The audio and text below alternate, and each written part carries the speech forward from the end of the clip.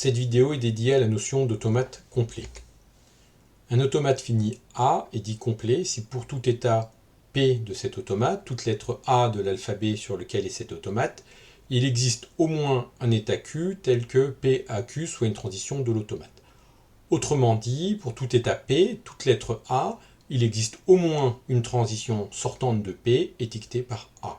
On voit que c'est similaire à une des conditions des automates déterministes, sauf que dans un automate déterministe, c'est au plus un état Q tel que PAQ soit une transition de l'automate. Prenons un exemple, cet automate-là, de l'état 0, j'ai deux transitions étiquetées par A qui sortent, j'ai une transition étiquetée par B qui sortent, de l'état 1, j'ai une transition étiquetée par B qui sortent, mais aucune transition étiquetée par A.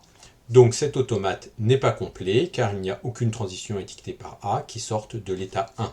Maintenant, sur cet automate-là, il y a deux transitions étiquetées par A qui sortent de 0, une transition étiquetée par B qui sort de 0 vers 1, une transition étiquetée par B qui sort de 1, et une transition étiquetée par A qui sort de 1. Cet automate est donc complet.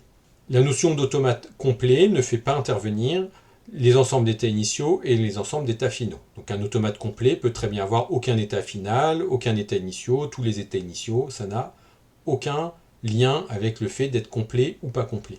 C'est aussi une notion qui est orthogonale au déterminisme, c'est-à-dire qu'un automate peut être déterministe sans être complet, il peut être déterministe en étant complet, il peut être non déterministe en étant complet, ou être non déterministe sans être complet.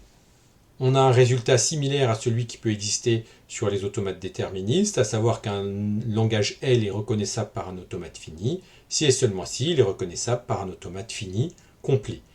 Mais ici, la procédure est beaucoup plus simple que la déterminisation, la complétion se fait rapidement.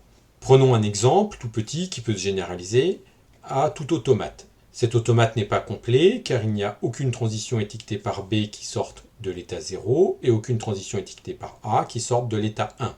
Pour le rendre complet, en reconnaissant le même langage, on va rajouter un état qu'on appelle souvent état puits ou état poubelle, et on va envoyer sur cet état toutes les transitions qui manquent. De 0, aucune transition sortant par B, je vais donc rajouter une transition de 0 vers 2 étiquetée par B. De 1, il n'y a aucune transition étiquetée par A qui sorte, j'en rajoute une de 1 vers 2 étiquetée par A. Et pour que l'automate soit complet, il faut faire la même chose depuis l'état 2, et donc on va mettre une transition étiquetée par A et une transition étiquetée par B qui boucle sur 2. J'ai là maintenant un automate complet, qui reconnaît le même langage parce que cet état ne peut pas apparaître sur un chemin acceptant. C'est un état, quand on sort, on reste dessus, il n'est pas final, donc il n'est pas coaccessible, c'est-à-dire qu'il ne permet pas d'atteindre d'état final. Donc ça reconnaît exactement le même langage. L'automate de départ et cet automate ont les mêmes ensembles de chemins acceptants. Cette procédure, qui est donc très rapide, qui rajoute au plus un état, permet de construire un automate complet, ce qui est parfois utile dans certaines constructions, par exemple pour calculer le complémentaire d'un langage régulier donné par un automate déterministe.